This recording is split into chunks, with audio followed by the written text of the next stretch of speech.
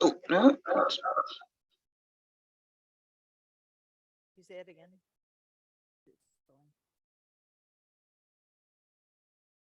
Can you hear me now?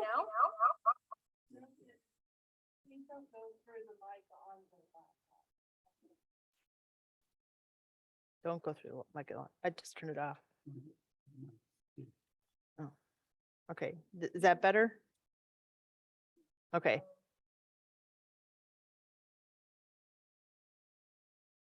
Can the people listening, can they hear us yet? Oh.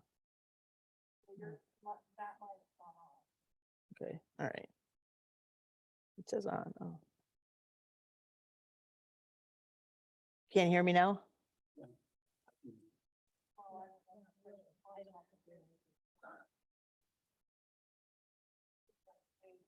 Can you hear me now? Can you hear me online? We do.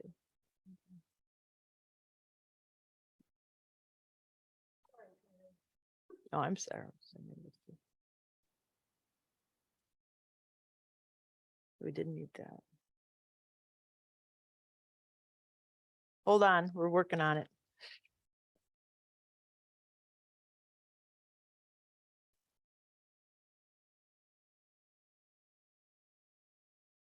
Can you hear me now online?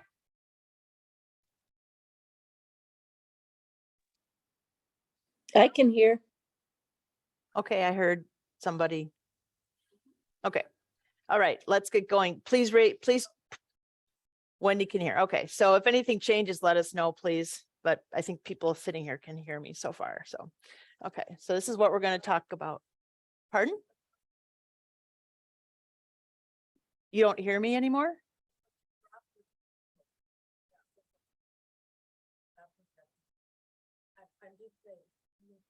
Okay, I'll talk louder. Okay. You can be direct with me anytime, please. Okay, here's our agenda. Okay, let's say a prayer to get started, please. Lord, grant us the wisdom to care for the earth and till it. Help us to act now for the good of future generations and all your creatures. Help us to become instruments of a new creation founded on the covenant of your love. Can I just use a mic? Yeah.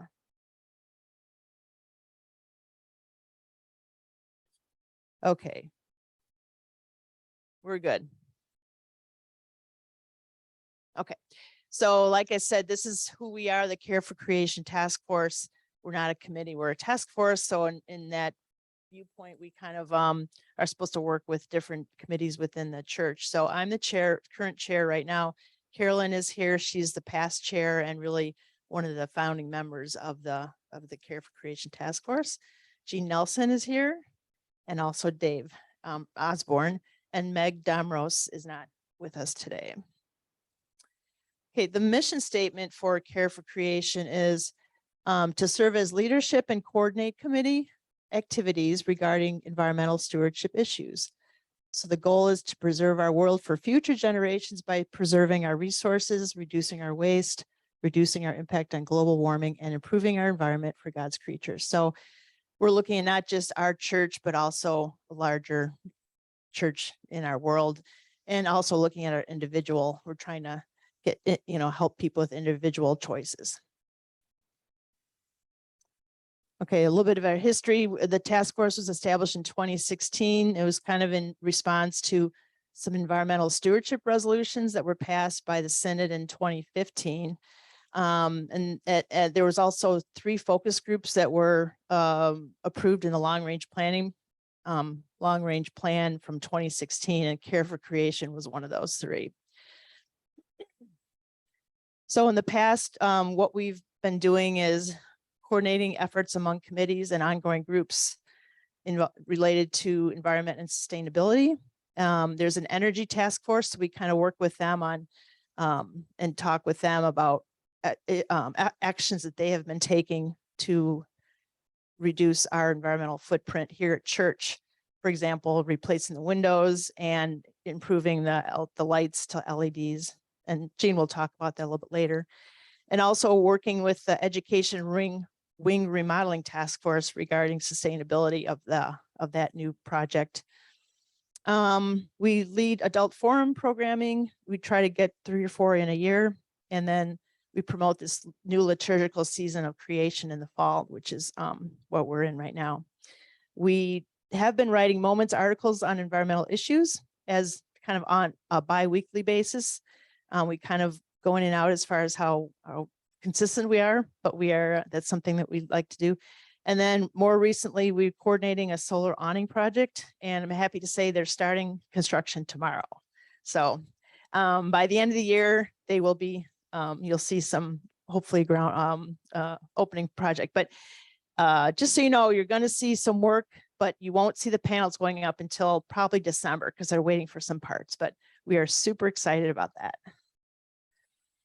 So getting into our program, again, why should we care? The status quo is not sustainable.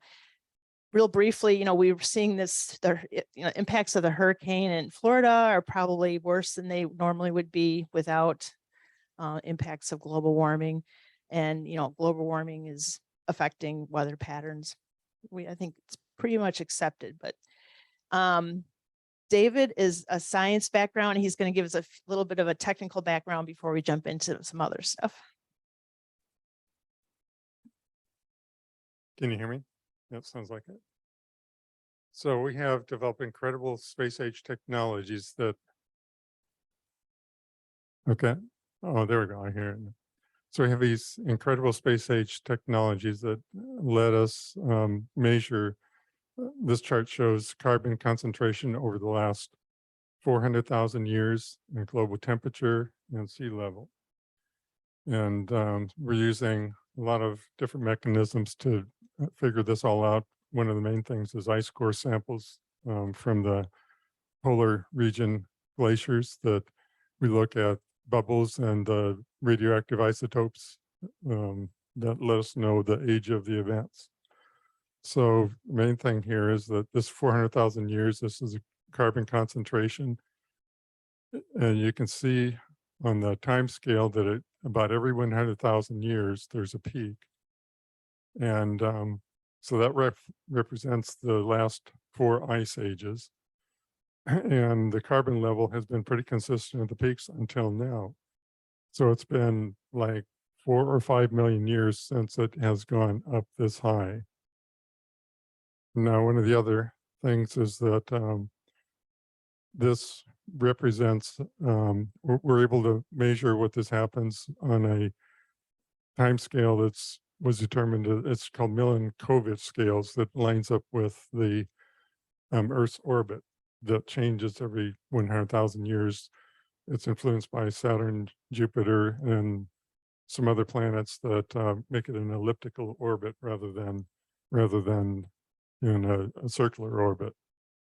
And so that's why that's one of the things, the tipping points that starts a melting period or a freezing period in the Earth's climate.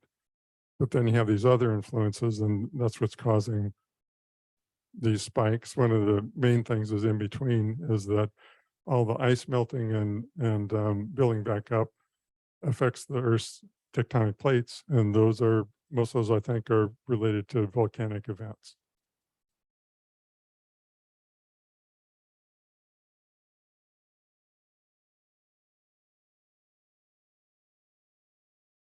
So this is the carbon dioxide pattern over 800,000 years, and you can just on the carbon, and you can see the same thing, the spikes, and like every 100,000 years, there's a change in the climate.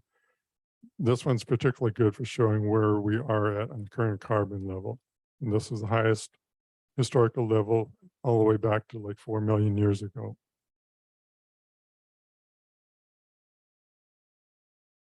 And this chart just shows the Milankovitch cycles. It's a little hard to see, but it's again, it's like 800,000 years.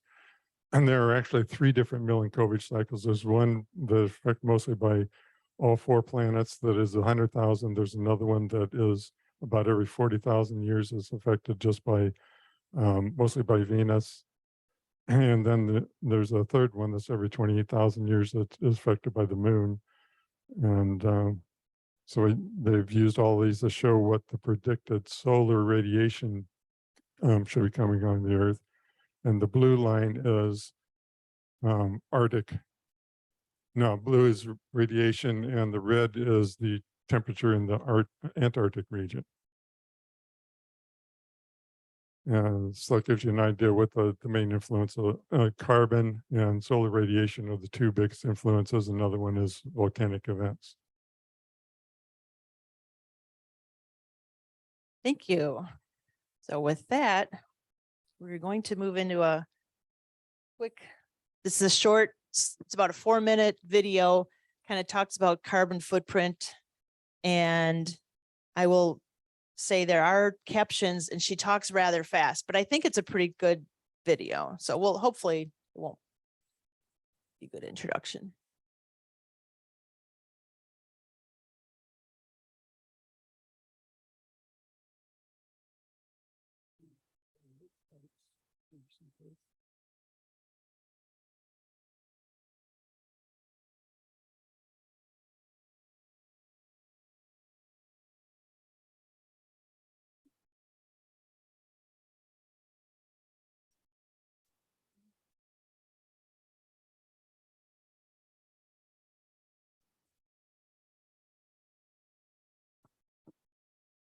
Sand better is spelled out. Remember to recycle.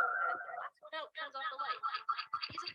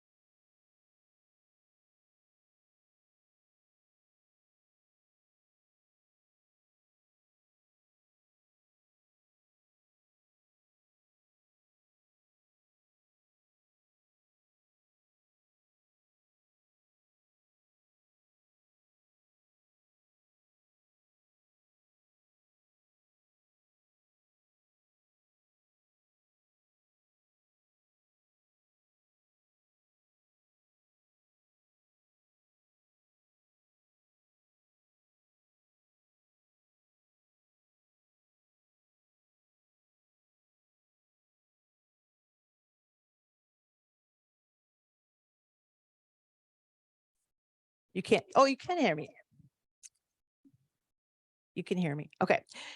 Well, clearly they have a lot of issues in that video, but I think it's kind of a fun, lighthearted introduction to what we want to talk about next.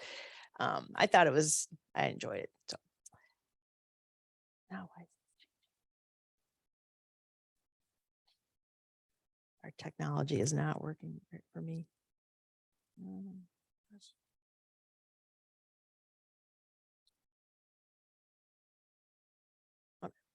Okay. So I have a quick quiz for you guys. Carbon footprint quiz. Rank the contribution of greenhouse gases for the following industry from highest to lowest. They're not in order. I'll give you a hint.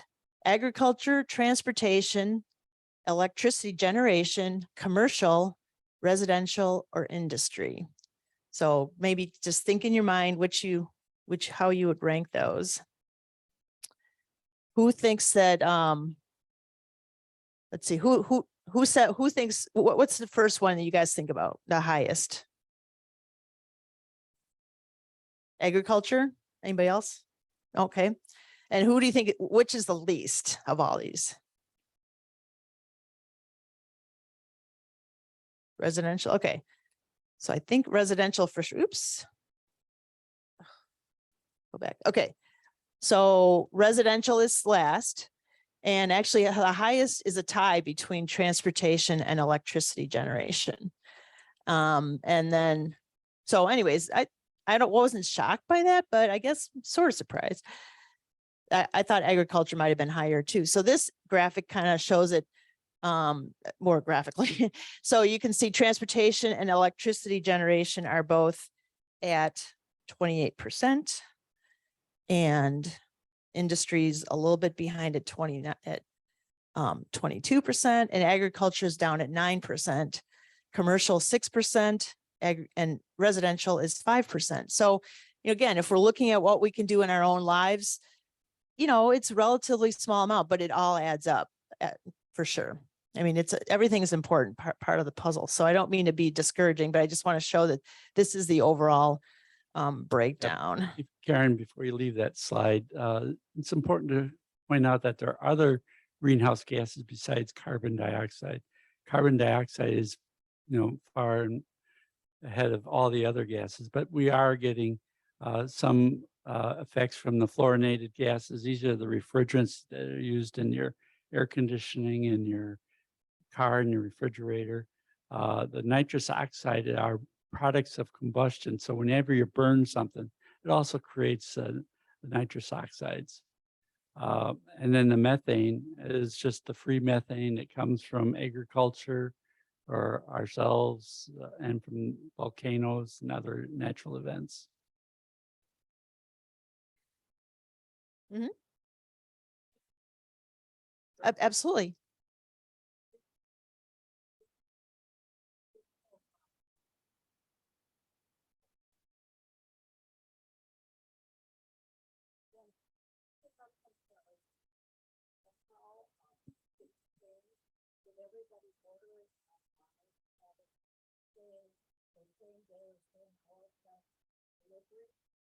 Mm-hmm.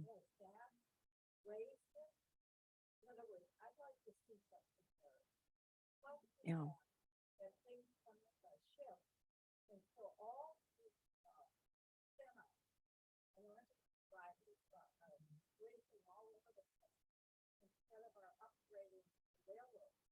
Yeah. Yeah.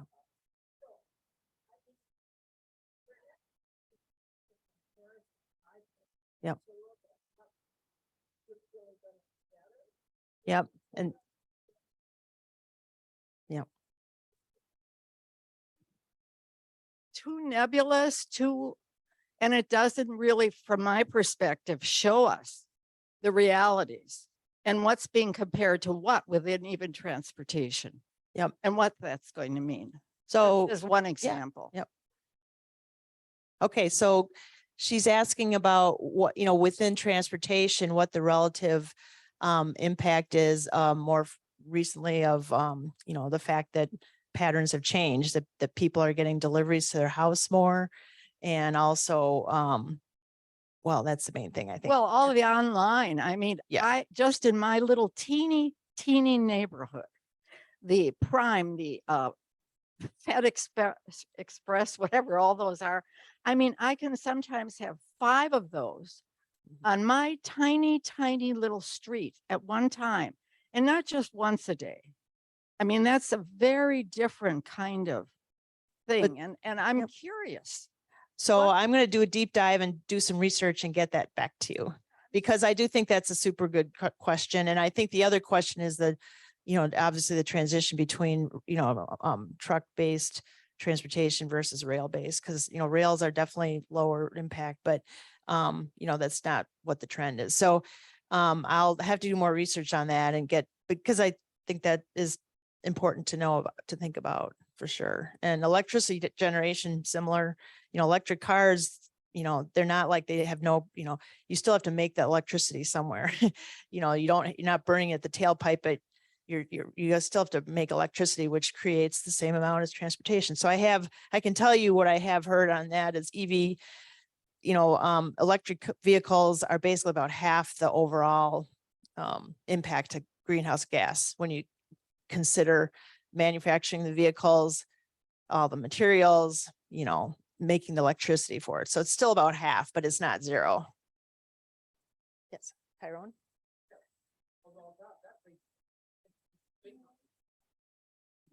This raises even a bigger issue, manufacturing, where some of our products are manufactured in China, which have to be shipped, versus local manufacturing, shipping produce from Mexico and California versus truck gardens here in Wisconsin. I mean, that goes, I mean, to me, those are really huge questions, because whether we're asking here in Madison, Wisconsin, or someplace in Iowa or New Jersey, it doesn't make any difference. Those are really big issues.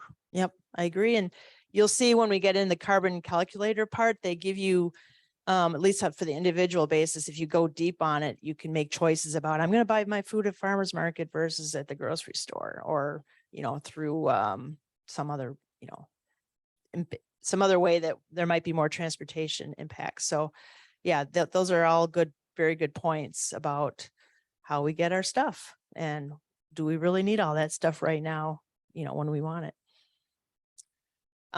So another aspect of this is just kind of globally, this is another quiz question. What percentage of worldwide greenhouse gases do you think are emitted by the United States as a percentage of the whole picture? And I'm giving you 8%, 14%, 19%, and 52%. So how many people think 8? 14, 19, fair number, and 52? Okay, so it's actually 14% or 19%, excuse me. So there's a lot of information on this, but it's a pie chart. You can see the US has 19% of the global emissions, but in small print, it says 8% of the population. 4%, that's a miss. Okay. Oh, 4%. Yep. So basically what that means is our impact is 4 times disproportionate to our to the rest of the world. So Asia is the 52%, but they only have, but they have 63% of the population. So they're close to what proportionally to the whole world, but the US is the worst by far, because we are 4 times disproportionate with the rest of the world. So somehow the rest of the world is figuring out how to keep their carbon emissions, lower per person than we are. Africa is also, I think it's the lowest proportionally. It's 8% of the emissions and 16% of the population. So that's like, 8 times less than the US.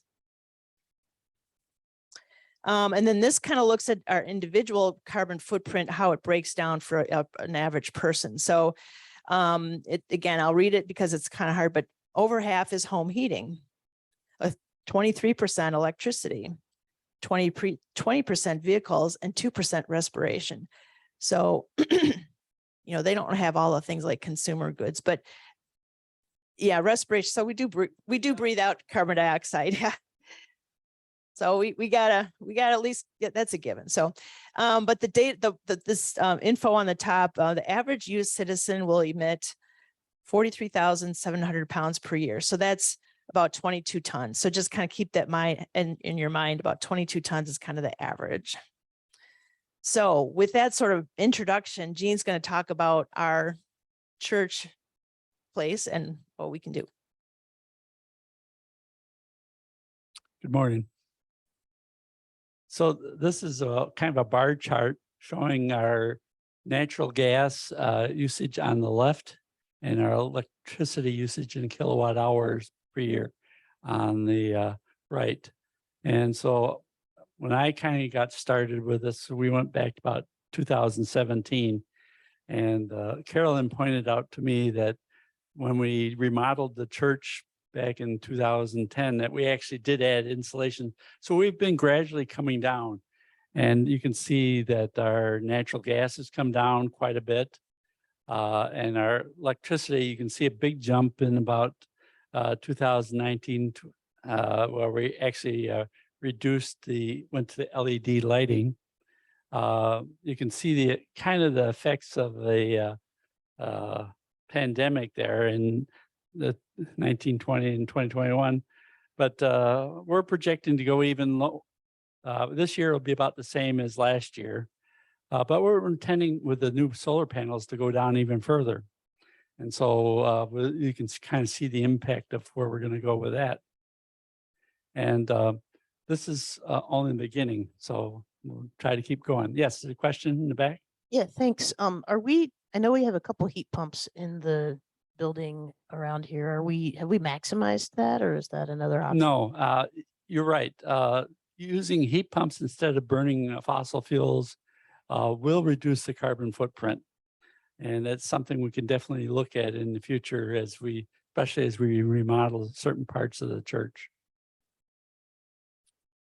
And this is another slide that takes our total energy usage in BTUs and divide by the square feet of the building. And so we can see our usage of about 43,000 in 2017, and we're going to get down in the low 38,000. Interestingly enough, when we compare our church to the other churches in the entire US, we're still above them. And the reason for that is we're in a northern climate. We're burning lots of fuel. So I was asked if I could compare it to just the Midwest churches, and I haven't had a chance to do that. But you can also see our carbon, what the church is putting out in metric tons per year of CO2. It's been going down, but it still could be better. And what can our church do better? We can measure and collect data. We can reduce our carbon emissions by adding more solar panels. We're in the process of doing that. Better control of our HVAC and lighting.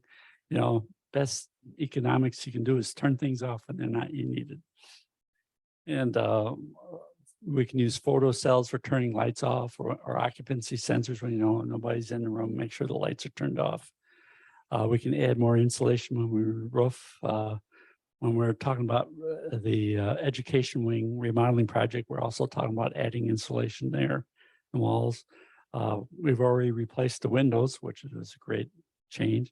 Reducing our ventilation to be more accurate to what's really needed. Instead of right now, I think the exhaust fan on the roof of the toilets runs a lot more than it should. Here's the slide that says, yeah, we could supplement our boiler with electric heat pumps. And that's something we can do. Another thing we can do is purchase carbon offsets. And we have a speaker next week. We'll be talking much more about this subject. So we can talk about, what can the church do better as far as supporting carbon offsets. Of course, organic farming, I think that goes into the less meat type thing and everything there. So recent projects, the education window replacement was completed, I think, a couple of years ago. The LED replacement was completed in 2019, end of the year. Education wing basement insulation was last year. I don't know if you've been over the basement over there, but it does smell a lot better. And the solar awning project starts tomorrow with actual construction. So we'll probably have a dedication ceremony probably in December, is what we're thinking right now. So I'll look forward to that, seeing that go up. And so that'll save 9,957 kilowatt hours per year per their projections. And possible future projects. We still have space on our flat roof over the education wing. We've kind of put that on hold until we re-roof. We won't want to put the panels down and have them take them back up to re-roof and then put them back down again. So as soon as we've estimated probably about 5 to 10 years left of useful life on that existing roof. Main church basement, these walls right here, we can do the same thing that we did over the education wing. So that was deferred due to financial concerns at the time. But I think we were planning on doing, whenever we do the education wing project, we'll probably do this basement insulation also. And of course, the education wing planning will increase the wall and roof insulation, intelligent building controls. Our goal is to add infrastructure without increasing our carbon footprint. So that's kind of the goal challenge I've given to the design team. Don't increase our energy anymore. It is right now. And so overall carbon footprint, maybe Karen, this is a good point for you to take over here.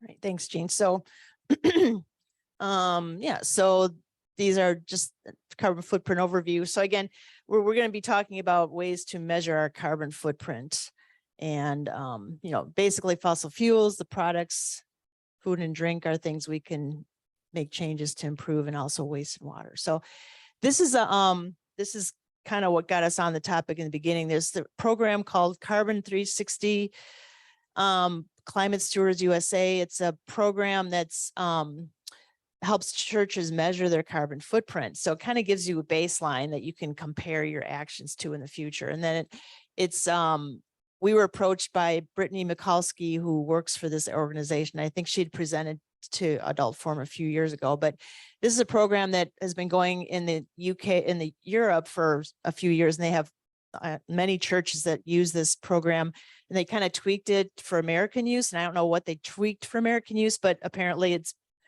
more usable for us. But anyways, we were asked if we would like to pilot it. So we're thinking about doing this as a pilot for our church.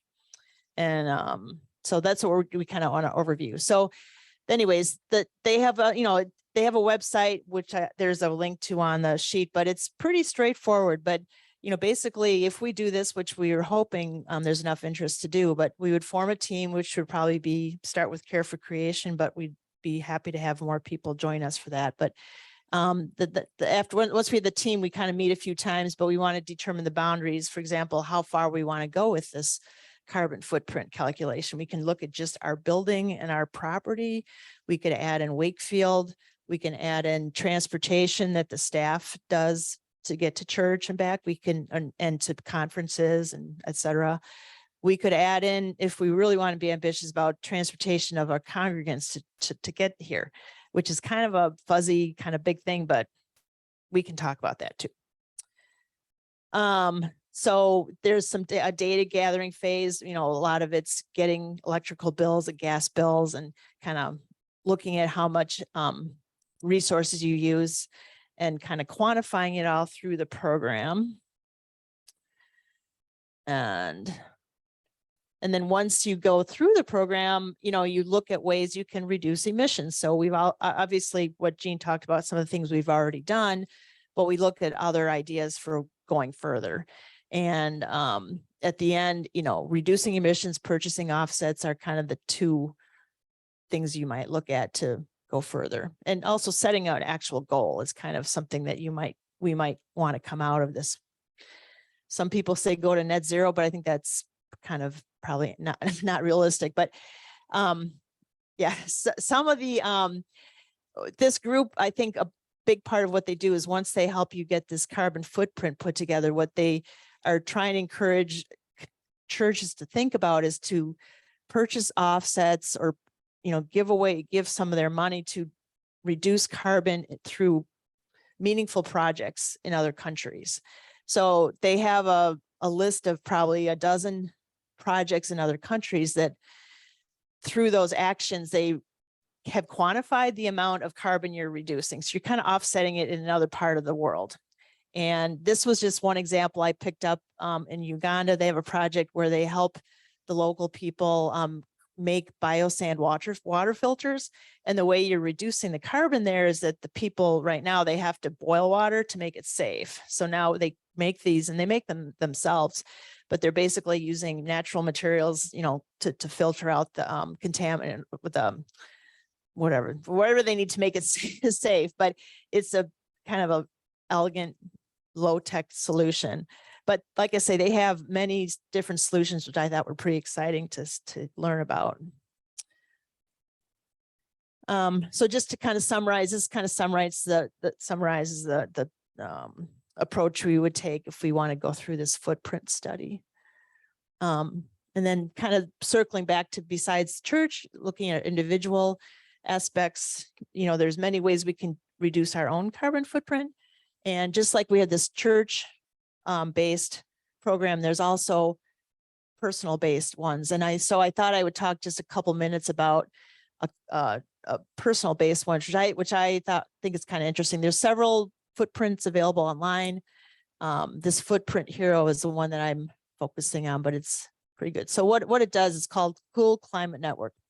So you go in there and it asks you where you live, real simple questions. How many people in your household and what's your average income? And based on those three things, they think they can tell you how much carbon you emit a year. And it's all based on averages, but it was just kind of a benchline. So you can see for me, I just said the average. They're saying my household emits 59 tons per year. And then if you want to, let's see, in the upper right, you can also get really specific. So you go into the settings. So right now you can see like the car fuel is, transportation is a big amount, fuel, electricity is the next biggest amount after that. But if you want to get specific on your own choices you've already made, you can go into the settings and see how that changes it. So I did that for me and looked at my bills, which I got off of MG&E, and added in that information on the site, and it lowered me down to 52. So I went down a little bit, 12% better than average. Woo. So, and then you can go into they have a menu of all the different things you do that you could do to reduce it, and they kind of quantify it. So like on the top here, you can pick a category, transportation. Now we know that's the biggest, biggest impact. So maybe pick that first. So they give me a menu. I have a car that's 12 years old. Maybe I want to get a new, more efficient vehicle. It will save me 1.1 ton a year, and the cost will be $2,000. But I won't save any per year. But they give you a cool, like, purchase an EV vehicle. We all know that is not going to be free. That's going to be cheap. So you save 5 tons a year, save $1,100 a year, but your upfront cost is $15,000. So I think this is a pretty fun tool to work with, because they just tell you upfront without doing a ton of research, kind of rough idea what these actions what the impact could be. And of course, those are bigger actions, but smaller actions, like we were talking before we started about hanging your clothes on a clothesline. That I don't know if they have that in here, but that's the kind of thing they might get down to that level of detail on this. Yes.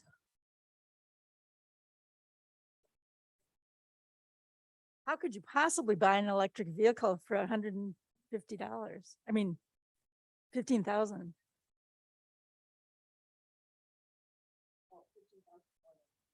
Oh, okay.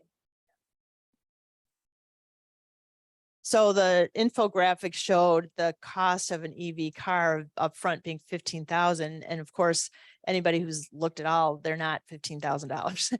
So Gene's thought is that maybe it's incremental over what a non-EV would be, which is possible, but it still seems kind of low to me. Yeah. Yeah. So, take this with a little grain of salt, but again, it's all kind of relative stuff to get you thinking, get the juices flowing. So now this is just a slide showing the references. If you're interested in doing a little more of this stuff at home, I do have handouts. You can grab one and you could try some of this stuff at home. So now we have a few minutes. We just thought we would open up to a little discussion question. And I guess the first, and feel free to ask any questions, but kind of curious if people feel like this would be a useful activity for the church to do, to have a carbon footprint calculation done at our church with this. Are there any comments about that? Oh, did we lose Wendy?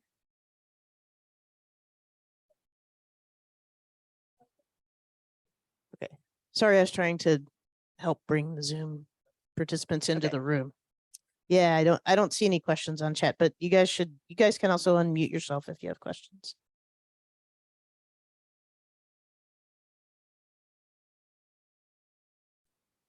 So are there any specific actions that you would like to suggest we consider that we haven't already discussed to improve our footprint? I'm always tough. I guess where I come from in my head at this age is how low are we wanting to get, and how much will it, this is my word, negatively impact what we do, how we do it, and when we do it. In other words, will we not do certain things that many people feel are important? And how low is low, and how low is low enough? I mean, I'm not opposed. That's not where I'm coming from. But I don't want to be a part of the carbon footprint calculation team. But, but I hope we can still turn the lights on in the archives area, as an example, and turn on a fan when it's hot, Of course. et cetera. I mean, these things may sound silly, but I think we need to avoid extreme. And I don't know what that is, but that would be my caveat. That would be my concern. Yep, I hear you. And that everybody walk in the door in the same way, and everybody, I mean, I think one can get two, but maybe not. No, the goal would be to not, just impact the level of service, I guess, to put it technically. Yeah. And I will say that, on the solar panel, we did a return on investment calculation, and you can probably do that for any of these things too, is to look at it. It helps you look at it less emotionally and say, is this really a good investment? So I think that would be, which we didn't mention, but be part of this too. Cause I agree that you can throw a lot of money at things and they don't really give you a payback on it. That's why I like the idea of, quantifying things. So you kind of know where you're starting from and what makes the most sense to move forward. Hey, Karen, to me, on calculating a carbon footprint estimate, what's helpful is then sort of the subcategories. So, is it the furnace? Because maybe there's an opportunity to get a modern furnace and make a big difference, sort of so that the data points you in a direction and tells you a story, as opposed to just an overall number. And let's all wear jackets and worship every Sunday so that we can, try to hit our number. Good point. Yeah. Nancy's point.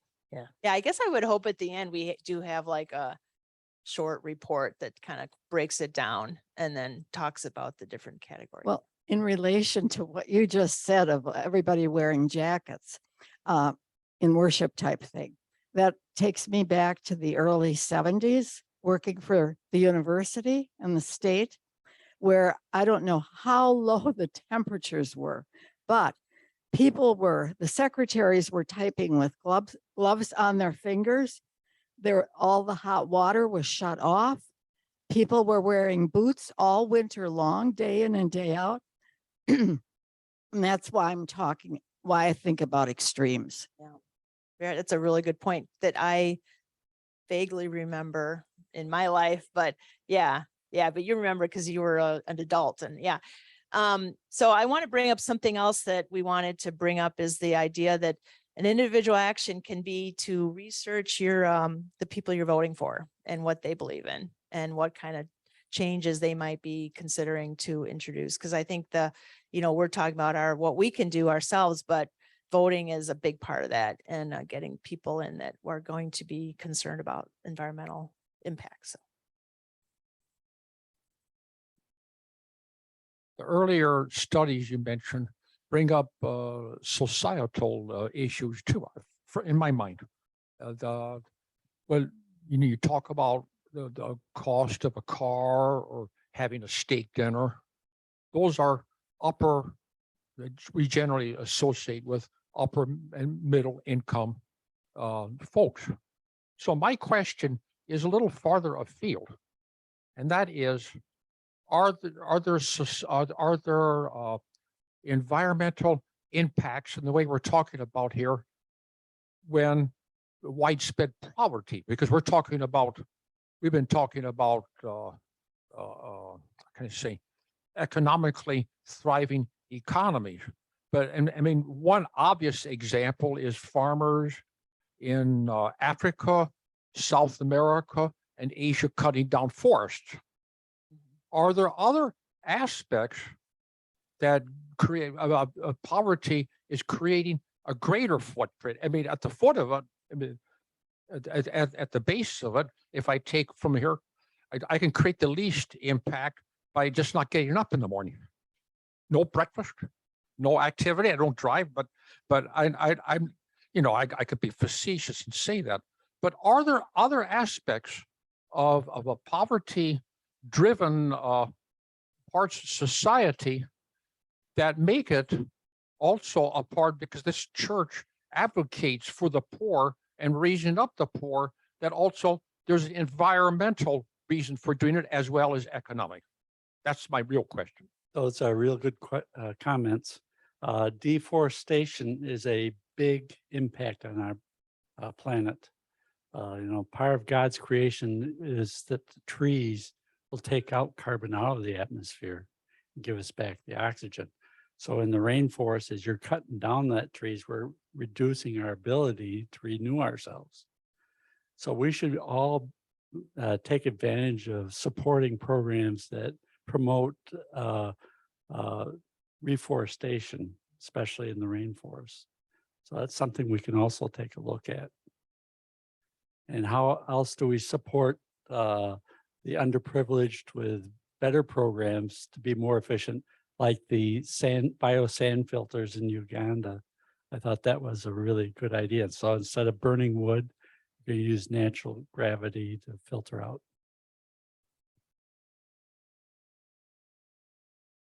And as Jean talked, a couple of the local examples I was going to think about to respond to that point is that there's a urban farming is sort of a initiative. The fact that you get you want to be it's preferable obviously to grow your food locally, but there's some Troy Gardens and there's some other entities in this area where they're helping grow, and they're teaching kids who may be from a poverty background how to farm. And I think that's a really exciting thing. We could have a whole adult forum on that, because I've learned a little bit about that. And then the other example I was going to talk about was the urban heat islands. It's the idea that in cities where there's less, the parts of bigger cities where there's more concrete, and those are actually hotter areas to live, and the health impacts are more, disproportionate. So, and they've done studies about that. So there's so many, and there's just the fact that people who have less financial resources are less able to get fresh food. You know, they're eating things that are less healthy, and those are also worse. So there's such a disproportionate impact of these issues, environmental issues, on people of less means. That's an important aspect of it. So yeah. Also, feeding into that, people on certain medications, certain kinds of diseases or disorders need air conditioning when it's hot, because the meds they're taking affects the inner core of their body. So, I mean, they're just, and the people in poverty, I mean, so much of this people can't afford, you know, and so that's a really big issue for the churches and those of us in the churches to think about. Even myself, I run out to my son's place. Am I supposed to not do that to help? I mean, I'm supposed to jump a bus and carry all kinds of equipment. I mean, and I'm not in poverty, but what I'm saying is these are realities that you never see in any of these discussions. And I'm all for the environment. I truly am. That's not where I'm coming from, but it's too narrow, or it's not looking at the breadth of the people in this country who don't have, period. I mean, Yeah, for me, that's it's a really- really big yeah. issue that never comes up. I think the idea is on a big picture, what can you do as a society to nudge things in the right way, you know, to make little tweaks that won't affect individuals, but maybe affect the bigger good. So that's why, again, I like this idea of quantifying things, because you can look at what specific things change. Like, you shouldn't feel guilty about driving your car to get to help your son.